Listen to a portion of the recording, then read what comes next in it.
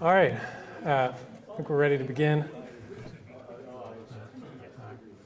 First, I want to thank everyone for coming out tonight. It's a good crowd. I wasn't sure how many would actually be here, so this is great. This is the first of many of our planned town hall meetings to discuss the referendum process and the projects currently planned for inclusion. Hopefully, everyone had a chance to take a look at the project boards beforehand and ask our team some questions. My name is Tom Coleman. I'm the acting city manager for Newark. I'm normally the public works director, but our city manager retired last spring, and I've been in the role since last May. Tonight we're going to go over some of the more frequently asked questions we received about the city's infrastructure and the referendum process. We'll then provide an overview of the projects that we're asking to have included in the referendum, and after that we'll move into a financial discussion on why debt makes sense, review the available funding sources and our current and proposed debt service obligations, and we'll finish up with a question and answer session.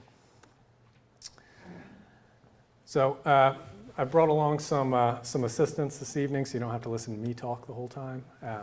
First is Dave Del Grande. He's the Director of Finance for the City of Newark. Next is Tim Pulaski. He's the Acting Director of Public Works and Water Resources. And in the back is Joe Spadafino, our Director of Parks and Recreation. Tonight you're going to hear Dave and I refer to the term capital in reference to spending and budgeting, so I wanted to provide a definition. Our charter defines capital as, and I quote, any project or equipment including any extension or addition thereto or thereof having a life expectancy in excess of or to be financed over a period greater than 6 years or a value exceeding $20,000. All right, that's great. What are some examples of capital? For us, capital projects are usually things like we have listed here, infrastructure. The large majority of our capital spending is going to be an item like this, mainly because these are very expensive and we have a lot of them. And like your house or car, they need to be maintained or replaced periodically. So how much infrastructure do we have? A lot. I'm going to walk you through each of our utilities and give a quick overview so you have an idea of the scale. We have the most water infrastructure by a large margin, and most of these items are quite expensive. For example, it costs us around $1.2 million to replace 1 mile of 6 or 8 inch diameter water main like what's in front of your house. In total, the replacement value of our water infrastructure is estimated to be around $200 million if we had to replace all of it today. That's almost $6,000 of water infrastructure for every resident of Newark, and that's just for water. We also have a lot of sewer infrastructure. Sewer is less expensive to maintain and rehabilitate than water because it can be more easily restored without digging up the street in many cases. But even with that said, it's still estimated to be around $67 million to replace everything in kind. Stormwater is even more, at around $100 million. Stormwater is somewhat unique in that we have different pipe materials with dramatically different life expectancies to the point that we track them separately. Corrugated metal pipe lasts around 35 to 40 years on average, and we have about 5 miles of that. The rest of our pipe is generally reinforced concrete and high-density polyethylene, which lasts around 100 years on average. In addition to our pipes, we have 65 city-maintained stormwater ponds and facilities, mostly in residential neighborhoods. Our electric infrastructure is made up of substations, lines, and transformers, and our McKees solar facility off Cleveland Avenue. We estimate the value of the electric utilities infrastructure to be around $50 million. In addition to our traditional utilities, we also have parking infrastructure, consisting of our downtown parking lots and meters, and we also have general fund infrastructure like city-maintained streets, City Hall, the police station, our parks, and other city-maintained facilities. In total, we estimate the current replacement value of our infrastructure and capital assets at around $500 million. That's a huge number considering we're a city of just over 33,000 people. That means we have over $15,000 worth of infrastructure for every resident in the city. The vast majority of it is underground or at least out of sight and out of mind, so it's easy to forget about until you hit a pothole with your car or your toilet won't flush or the lights go out. While it is helpful to know how much of everything we have, it's better to know what condition it is in so we can have a plan. So what is the condition of our infrastructure? I'm going to go through each type in the same order so you can see how we have different levels of information on each one. Starting with water, I'm going to focus on mains since they make up the majority of the assets. Getting good condition assessment information on water mains is difficult because they're under pressure and need to remain in service during the assessment. We've begun piloting technologies that will indirectly measure the remaining life, but widespread implementation is still in development. In the meantime, we use a combination of our main break history, water quality complaints, pipe age and material, and industry guidelines to estimate the remaining service life and prioritize replacement. As I'll show in the next slides, a lot of our water mains are going to hit or exceed their expected lifespan and expire in the near future. It's important to point out that expiring doesn't mean the pipe will stop working though. I will explain that in a little more detail shortly. So this is what we like to refer to as the bathtub diagram, and it shows the general failure pattern for pipes. You often get a quick round of failures as the manufacturing defects fail early, followed by a long, constant failure rate phase, the flat part in the middle. At the end of the pipe's life, it enters the wear out phase and break rates start to increase. This is most often due to corrosion. Expected life varies on material and manufacturing methodology. The longer the life, the longer the constant failure rate phase, so the long flat section in the middle. Generally, the older the main, the longer the life. Oddly enough, it seems counterintuitive. Until very recently when we started using advanced laying practices with our water main replacements. Our oldest mains, like Main Street, were very thick with an expected life of between 100 and 120 years. I think we had a sample of it over there. It's the circular cutout piece that we call them a shell. You can see the one from Main Street it's probably 3/4 of an inch or more thick. Mains that were installed in the middle of the 20th century have a much shorter life, sometimes as low as 55 years. That's because they had the technology to be able to manufacture them to narrower tolerances. They manufactured them thinner because they could to save money. And the end result is they're subject to pitting corrosion a lot sooner. Mains installed since 2016, we expect to have a life back up around 100 years because we've started using an advanced polyethylene encasement wrap on our pipe to keep the soil off the pipe and prevent corrosion. So this slide gets into what I mentioned earlier about how a pipe expires. The green line is the cost to operate an existing pipe. As you can see, the cost increases as the pipe gets older and it begins to fail more frequently. At a certain point, the failure rate gets high enough that the cost to make repairs coupled with the inconvenience to customers gets to the point that it's cheaper to replace it. Determining the value of interruptions in service is difficult, but these interruptions result in lost revenue to our local businesses and inconvenience to residents who have to go without water while the main's repaired. We also lose a considerable amount of treated water through main breaks and leaks. What's the age? That depends. Like I mentioned earlier, the pipe material and manufacturing methodology make a big impact, but also a lot of it depends on the soil conditions. We're working right now to develop an accurate estimate for all of our 140 miles of pipe, but that's going to take some time. For the sake of this presentation, we're going to show you information using recommendations from the American Water Works Association, or AWWA, which says to assume 70 years for an average life of an older pipe. We feel that based on the areas of the city where we're experiencing advanced failure rates, this is generally going to be accurate for Newark, or at least accurate enough to give you an idea of our average condition. So this map does not show up very well. I apologize. I wasn't sure how it was going to look. We've got one over there that is better. If you could see it, the center here is all red, and red is the expired mains. Orange is kind of this area in here. This area out there, that's mains that will expire within the next 5 years.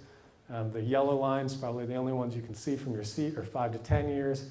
And these cyan lines are 10 to 15 years out.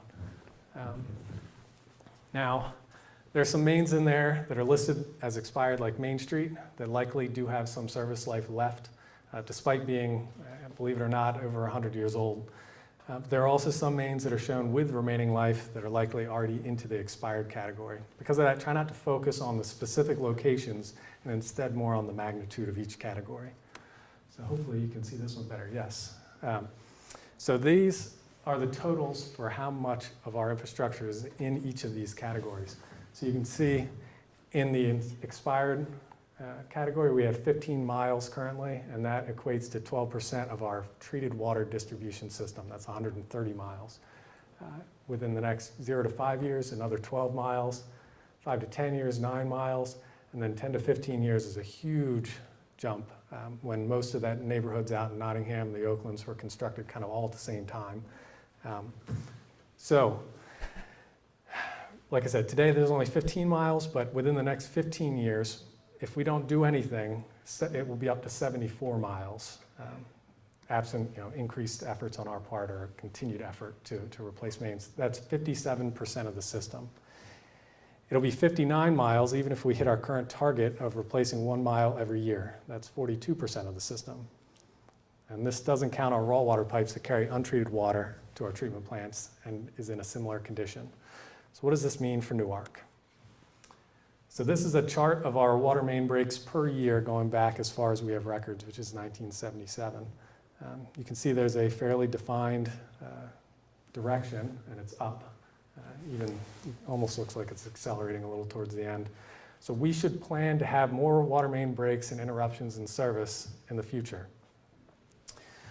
Each one of these breaks is generally accompanied by a service outage and occasionally by a boil water order, which can last 24 to 48 hours. They have a negative impact on quality of life and, if near a business, directly on revenue.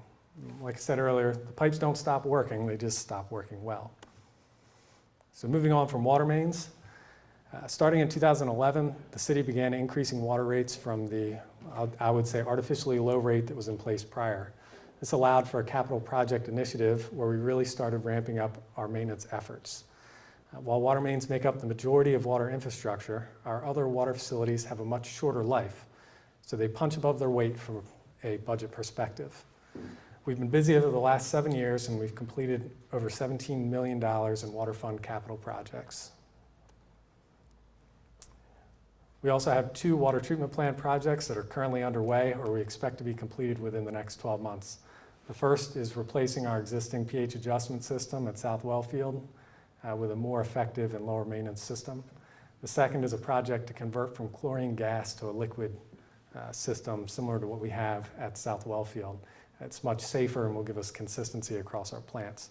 We're also planning some building envelope and industrial hygiene improvements and other process changes similar to what's underway at South Wellfield currently. On the sewer side, we've been working to inspect and develop a prioritization for our rehab work. So far, we've inspected around 10% of the system and identified over $2 million of high priority repairs. We began making many of the repairs during 2017, and we'll have another project underway this summer. Since 2011, we spent nearly $4 million on capital projects and have rebuilt all of our sewer pump stations to modern standards. Sorry, I feel like Marco Rubio up here. On the stormwater side, we've been focused on corrugated metal pipe, which has a much shorter life than concrete and has been failing kind of all over the city. Starting in 2016, we completed a citywide condition assessment of all the known corrugated metal pipe and prioritized our repairs. In total, we identified $3.4 million in repairs that will need to be completed over the next 10 years. As many of you are likely aware, Council authorized the creation of a stormwater utility, which became effective on January 1st of this year. Because of that, we have a stable funding source that's been designed to provide an adequate amount of money to meet our operating expenses and complete the repairs that have been identified for the next 5 years. The current rate will not cover the cost of the proposed Rodney project, however, which would result in the need to increase the median residential stormwater bill by a little over $1 a month. For our road network, we have a full pavement management program where we complete an annual inspection of all the roads, city-maintained roads, I should say, rate them, and have those ratings run through an optimization program in an effort to develop an optimal project. If we're to keep our city-maintained roadways at their current citywide average condition, we'll need to spend around $1.75 million per year every year. We've only been able to achieve that number 1 time since 2011. In addition to that, we also have $1.5 million in parks capital maintenance scheduled for the next 5 years. That's not new projects, those are maintaining what we have. So how do we get ourselves into this position? It's not one reason, there's a lot of reasons. And one specifically is our habit of using only cash and how that limits our ability to tackle large projects because it crowds out the smaller, less sexy replacement projects and preventative maintenance. It's a lot more exciting to have a new ribbon cutting than replacing underground pipe that's generally worked for your entire lifetime. Our water and sewer rates are also entirely consumption-based, so they fluctuate considerably with the weather. This results in a less predictable revenue stream. Nearly 50% of Newark's land area is tax exempt. That puts us in a really deep hole when it comes to paying for general fund services like the police. We fill this hole by transferring around 20% of our utility revenue from all of our funds except stormwater into the general fund. This is money that could have been used for infrastructure maintenance. In addition to those, the biggest one, in my opinion, is that we are entering the first round of the replacement era. So, historically, we have not had to pay for most of the infrastructure we have because it was paid for by developers or the federal government through grants. We're now approaching the first replacement cycle for most assets, which can really be thought of as liabilities because we don't have an option not to replace most of them, and we have to maintain them. So, these initial grants and money from the federal government, they generally don't give you money like that for maintenance. So they like to give you money for new stuff, not for maintaining things you already have. So in addition to this, even the one category where the mains were installed by the city of Newark, for example, water mains, those were originally assessed directly against the adjacent property owner. So even those we didn't pay for in our water rates.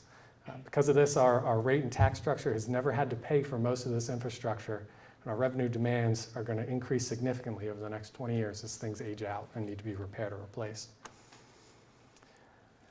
Additionally, a large majority of Newark's been developed in an unsustainable development pattern, the suburban style single-family homes. If you live in a single-family detached home, I can almost guarantee you're not paying enough to cover the infrastructure necessary to support your house based on our current utility rate structure and tax levels. For example, if you live in a house with a 100-foot wide lot, for simplicity, your taxes need to support, in addition to police and other general fund expenses, the paving and maintenance of at least 50 feet of road frontage. Same goes for water, sewer, and electric infrastructure.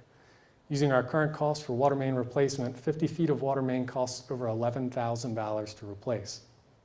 Assuming 10% of your water bill goes towards infrastructure, which is about our average of how much of our revenue goes towards infrastructure, it'll take over 300 years for you to pay off that small section of main, let alone the other infrastructure like our water treatment plants and booster stations that support those water mains. Fortunately, we have locations like the downtown and our industrial users who are able to offset a lot of the shortcomings of the neighborhood areas. Where a house may take over 300 years to pay off their section of main, a building like 58 East Main Street, the one with Qdoba and Honeygrow in it, will do it in 2 or 3 years. So we see a very similar pattern when it comes to taxes. So here's a map that's still in development that shows whether a property is paying enough in taxes to pay for the general fund services it gets. Now this is net utility transfers, so this is just the portion that we expect to be paid for with taxes. While it's not complete yet, the general idea and scope is not likely to be significantly different after we finish it up. Based on our preliminary estimates, all the parcels in red do not provide enough in tax revenue to cover the cost of providing them with general fund services, trash, police, etc. Parcels that have a negative value are shown in red, and the parcels that are shown in yellow, blue, and green are the ones that make up the difference and balance the budget. What you can see in general is that single-family detached housing is negative. What that means is that if we were to approve a new single-family neighborhood today, in general, it will make us poorer as a community, as we'll be taking on more liabilities and revenues. Higher density development like townhomes and downtown mixed-use projects, on the other hand, will help reduce the need for future tax increases because they pay more than their fair share. So the key for us moving forward is when we see development projects, we need to evaluate them and make sure that it's going to be a sustainable, productive project for the city of Newark. I know this presentation up till now has been a lot of doom and gloom, but it's not all bad news, and it's definitely isn't unique to Newark. Cities all across the nation are looking at the same problem, whether they know it or not. Fortunately for us, I think we're in a better place than a lot of other cities for several reasons. Firstly, there appears to be a will on council to tackle the problem, which is evidenced by the fact that we're talking about taking on debt to get in front of it now. We're also a relatively compact city compared to our peers. Dover, for example, has 2.5 times our land area, yet only 10% more people. We're in the fortunate position of having the Star Campus, which will be bringing us new revenue to the city soon. Every private project that's completed at Star will bring us new tax and utility revenue that we haven't had before, or at least not in a long time. Even UD-specific projects will bring in a lot of new utility revenue. For example, the anticipated electric demand at Star Campus at build-out will be equal to about 60% of the entire city's electric demand today. So it's a lot of new money that we haven't had before. In addition to this, university's planning to add 4,000 grad students in the next 5 years and up to 1,500 undergraduates in the next 10 years. Graduate students are year-round young professional residents who live and work in Newark. If we can provide them downtown housing at a density that's productive, we can get all the benefits without most of the problems like traffic and public school impacts that generally accompany new development. Every 1% we add to the tax base is 1% of revenue that can go towards supporting our infrastructure and doesn't need to come out of your pocket. So at this point, I'm going to hand the mic over to Tim, who's going to go over some of the projects, or I guess all of the projects that are recommended for inclusion in the referendum. Thanks, Tom. And thanks again, everybody, for showing up. Again, I'm Tim Pulaski, the Acting Director of Public Works and Water Resources. And I'm just going to go over a few of the projects, some of the larger projects that you see over here on the boards. Okay, so on the water side, some of these projects will look familiar to you because they're ongoing projects, or what we call programs, which you may have heard Tom or I discuss or bring contracts to council in previous years. Others are overdue rehabilitation or upgrades to facilities that provide our water and other services throughout the city. So to start, we have the Laird Track well field restoration. This is actually a new project that will double our drought resiliency and bring back some production that was furloughed when the Newark Reservoir came online. These wells are protected within the White Clay Creek State Park and would be part of a long-term solution to drawing our water from the most protected areas of the city, and some would argue the most protected areas of the state. The preserve stretches well up into Pennsylvania, and there's a lot of good projects going on to keep that water fresh and clean. And makes it easier for us to treat. And the easier it is to treat, the cheaper it is for us to treat. So it does come back to how much it costs. The next project we look at is the Water Supervisory Control and Data Acquisition System. So obviously somebody came up with a better way to say that is SCADA. So that essentially is an ongoing project that allows us to be in 2 places at one time. We're able to monitor system data, real-time levels and production, as well as making changes remotely if necessary. So if we have a water plant operator that's responsible for everything 24 hours a day throughout the city that has to do with water production. And we have 2 plants that are separated by about 5 or 6 miles. So to go from one to the other and to all the different treatment areas, takes some time. So if there's an ability to get alerts and to be able to monitor remotely, and then we can actually make changes to the process remotely is certainly well worth it when it comes to the drinking water for the city for 33,000 people. So the South Wellfield Water Treatment Plant upgrades is the next one. So that was recently placed on the national priorities list, which many of you know is Superfund. Which sounds like bad news, and it certainly is, but the good news is that we can treat the contamination that's actually underground fairly easily. The bad news is that our treatment system that we have in place now is nearing the end of its life, as Tom discussed early on a couple of projects. With a new treatment system, we could treat nearly 1 million gallons more water per day. 1 million gallons more per day. So this project would also rehab or replace the storage tanks that are currently, again, in need of rehabilitation that are associated with the plant. And one that Tom discussed earlier is water main replacement. So water main replacement, we are in need of a system-wide study, but we do have enough, the $4 million that shows up on this slide, we actually have identified enough projects to cover the $4 million in the next 5 years for the projects that we're looking at. The pipes that have a lot of main breaks, the pipes that have poor water quality and low pressure that we've already identified that would be before we got to anything from a new study.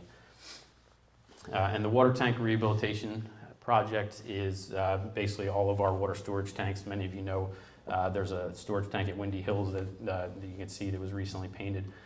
There's a few smaller ones on the Dallam Road area that you really can't see because they're green and there's trees all around them, so it kind of camouflages. And then there's a large one up by the Deerfield Golf Course that many of you can see.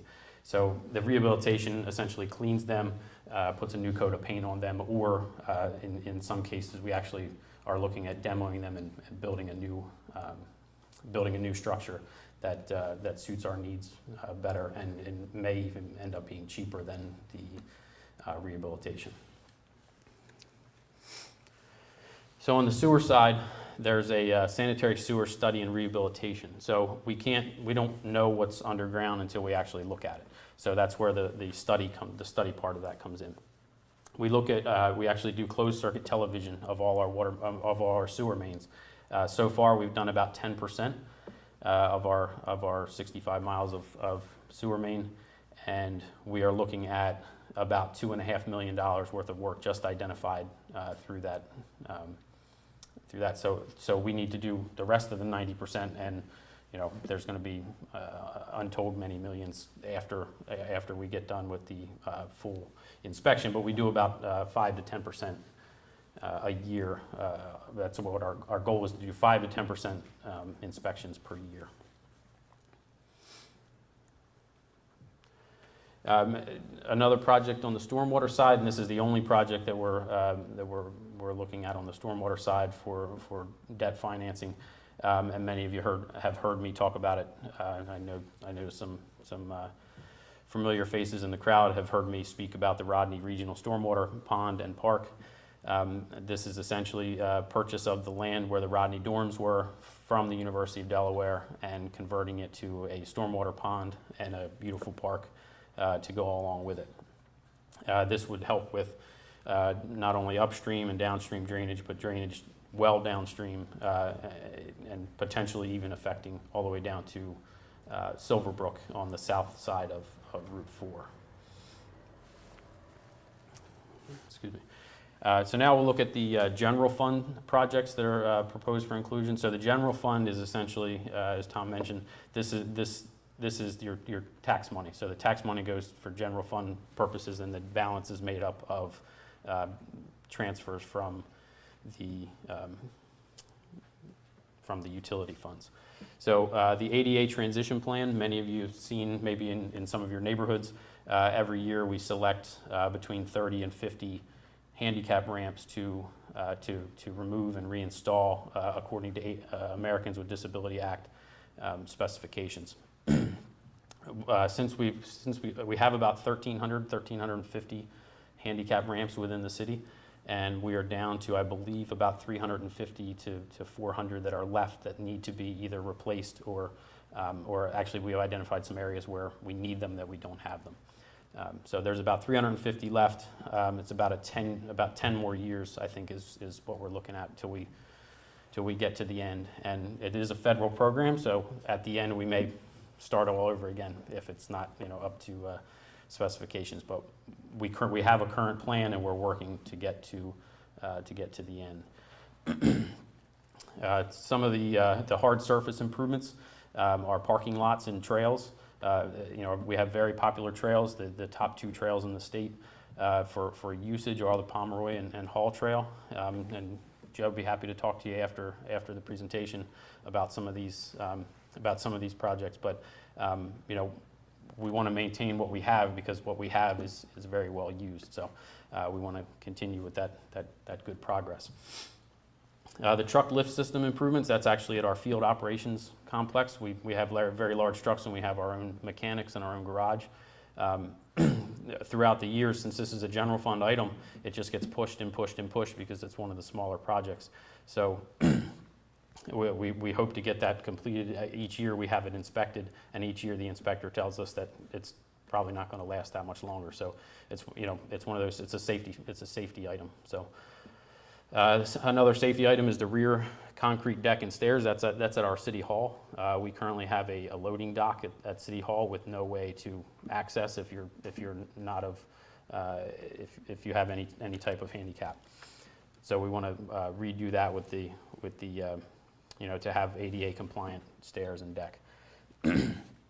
So the field operations complex, that's our maintenance yard. That's a master plan. Everything that we have down there, part of the buildings have actually been condemned because they were there. I believe it was in the 60s or 50s when they actually started using that complex, and some of the buildings, they put new roofs on them, but the inside is bad, so they, one of them has actually been condemned and we're not able to use it. So we recently built a new salt shed as phase 1 of the master plan, and it's worked out very well. We have enough salt storage theoretically for 1 year's worth of snowfalls, and it seemed to work out well this year. We were able to restock in the middle of the year. We added another 400 tons, whereas our old one was only able to hold 600 tons, so we just couldn't get that one load in the middle of the winter. So it really worked out well this year. This will look at other areas to include covered storage for some of our vehicles to make the vehicles last a little longer, and to take some of our equipment out of the elements, including electric transformers and things that cost a good bit of money, as Tom alluded to earlier, that we don't want to leave out in the weather. And then the parking lot surface maintenance, those are downtown lots 3 and 4. The parking utility is a utility. It brings in revenue. So we want to make sure that folks are able to park in our lots without hitting potholes and not having bumper blocks and things like that. So Public Works and Water Resources works very closely with the parking division to make sure that that we're utilizing all the space that we have. In some cases we lease or we pay for some of these lots, so we want to make sure that we get every dollar of revenue. It makes Dave happy to get all the revenue out of them that we can. So with that, I'm going to turn it over to Dave. Great, thank you, Tim. I'm Dave Delgrandi. I'm the finance director here at the City of Newark. Thank you all for coming out. And a lot of times I'm the how much guy. How much is this going to cost me? So hopefully I can help you all get to those answers this evening. The city has historically used cash to fund the majority of our capital needs. Debt financing accomplishes 2 main goals. One is that it fairly allocates the cost of a project over its useful life. This means that today's residents and the businesses are not paying the full cost of these projects today. Debt payments allows everyone to pay their fair share of the cost of the project over the debt period. The other is the long-term debt has a minimal impact on the annual budget process, thereby keeping the city's annual revenue requirements as low as possible. Low needs for revenue translates directly into lower utility and tax rates. So we're looking at 3 different sources of debt. One is the state revolving loan program. The second is bond financing, and the latter is a standard bank loan. The state revolving loan program is the most advantageous method for us to finance our all water-related projects. Due to their federal support, the state is able to offer low-interest loans on a competitive basis to all government agencies within the state of Delaware. Since these loans are competitive in nature, all applications are not always approved. The low interest and closing costs associated with these loans make them very attractive, especially when the rates in the bond market begin to rise. Another advantage of this program is that it also permits interest-only loans during the construction phase in order to provide budget relief to the agencies that are awarded funds through this program. The second choice would be bond financing. If all of our water-related programs are not approved for a state revolving loan, our fallback plan would be to go to the bond market or to go with a bank loan. The bond market route is most costly, but it provides a lower interest rate than a traditional bank loan. Even with higher fees, a bond authorization is generally the least expensive when factoring in interest rates. The city currently benefits from a bond rating of AA+ from Fitch Ratings and AA2 from Moody's Investor Services, and would need to be reaffirmed by these agencies if we were to go out to the bond market for a new authorization. A bank loan is a viable option for the city to consider as well. Although they carry a higher interest rate than bonds, they don't have the high fees that go along with them in particular. Fees for our proposed bond could be $100,000 less by going with the bank loan. Lower fees when borrowing smaller amounts of money make loans more advantageous to pursue than a full bond offering. If the referendum were to pass, a bank loan would be considered as a funding process. This chart here reflects our current loan obligations that are around $15 million outstanding today. The green bar represents the debt service being paid back on the reservoir and the South Wellfield project. About 87% of that, of 1.5 million annually, is going towards that. And of that 1.5, 1.3 is the reservoir. The next largest piece of our annual $2.7 million debt service bill is represented by the automated meter infrastructure project, or we call them smart meters. This payment totals $1.1 million annually, and with some of it ending in 22, but fully coming off the books in 2028. The other items consist of other smaller projects like parking equipment, fiber project for our city-owned assets, and energy efficiency projects in our city buildings. So the proposed referendum helps us allocate the financial obligation across the next 20 years to share the cost equitably and fairly. Our current debt service of $2.7 million would increase to about $3.5 in 2022 and then drop as we get into the out years. So on this chart, the green, yep, good, it's green on the wall too. The green piece is our current debt, and then we're layering on to that our existing, the Rodney proposal, the state revolving loan proposal, which is water and sewer projects combined, and the new bond offering of about $3 million for the new bond piece. So in total, we're looking at about $26.7 million. If we were to pay cash, this thing looks like a weapon. The 26.7 million projects between now and 22, our debt service schedule would increase substantially over the next 4 years, then taper off when we get past 2023. The projects get completed, but raising such a large amount of cash in a short period of time would be challenging if the projects were to continue as they exist. Debt service would increase from 2.7 to 5.3 million in 18, then increase to 12.5 million in 19, steps down to 9 million in 20, goes down again to 5.6 in 2021, and then 7.1 million in 2022 before eventually going all the way back down to 752,000 in 2023. And it's a bumpy ride that would not work well in anyone's financial plan. As director, I could not see myself coming to council asking for an increase, a decrease, an increase, a decrease. Wouldn't work well. Okay. Assuming that no other fees were changed, what would our estimated tax and utility rates look like if we continue with these projects? The top box represents the city paying cash for everything mentioned. Rates are fluctuating year over year. Some years are seeing huge increases, followed by reductions in subsequent years. In the bottom box, with the use of debt financing, it allows the cities to show modest increases in rates, if they are at all necessary, to cover the cost of the estimated debt service payments. In the debt scenario, the stormwater increases the greatest in 2019, which equates to just over $1 for the residential homeowner.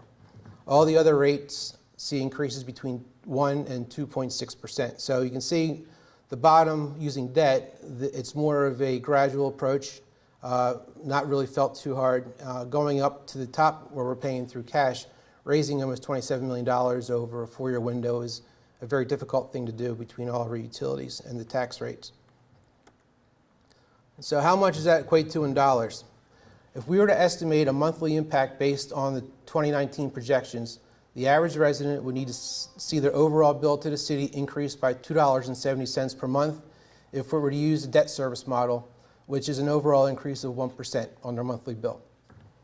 If all projects were approved without debt funding, we would be looking at an overall impact of $35 per household per month, or an increase of 12.7% based on our current estimates. Debt service, when used properly, is an acceptable use of funding capital projects. The financial burden of our infrastructure will be equitably distributed using this method of funding for our projects. I'd like to turn it over to Tom.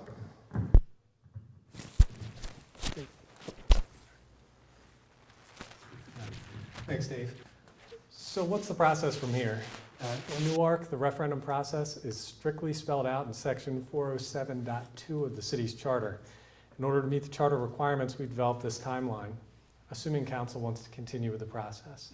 So on April 23rd, which is this coming Monday, council will consider a resolution that would set a public hearing for the referendum questions. On May 14th, that would be theoretically the public hearing. Between May 29th and June 18th is our newspaper advertising window, and we'll do all of our public outreach on the finalized referendum questions. and June 19th would be the actual referendum date. After that, it's June 21st is when the election results would be certified, and July 9th would be when council would certify the election results. After that, assuming a positive result on the referendum, we'll work with council to proceed with securing financing for the various projects. If the referendum fails, we'll need to reconsider our capital budget and work with council to reprioritize and potentially raise additional revenue through rate and tax increases. So we'll be putting all of this information on the city's website at the listed address, and I'd ask for you to check back often to get the latest updates. We are recording this presentation specifically, and we'll likely end up recording at least one more in the future after we finalize the questions, and those will be listed on the city's website as well. If you have any specific questions that come up after tonight's meeting you don't get to answer during the Q&A session, you can email them to asknewark@newark.de.us, and we'll make sure the questions get to the right people and we can get you an answer. We're also going to be developing an FAQ for the website that will address any frequently asked questions.